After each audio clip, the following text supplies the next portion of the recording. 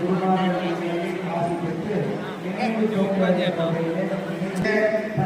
சுகமாக இருக்கக்கூடிய நமது குருவார்கள் அனைவரும் வந்தாச்சு. அப்போ இச்சா கிரியா ஞானான்னு சொல்லப்பட்ட மூன்று சக்திகளும் இது இணைந்த நிலையில எல்லாருக்குமே இந்த ஆசீர்வாதம் இருக்கானது கிடைக்கப்பெற்று ஒரு அற்புதமான தருணம்.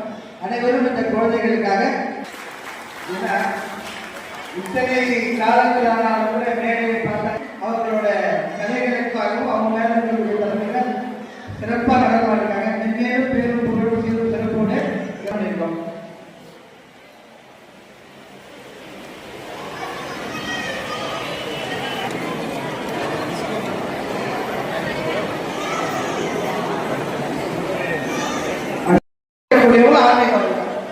ஆனா அந்த ஆன்மீகத்தை நம்ம முதல்ல பிள்ளையார் சொல்லி போட்டு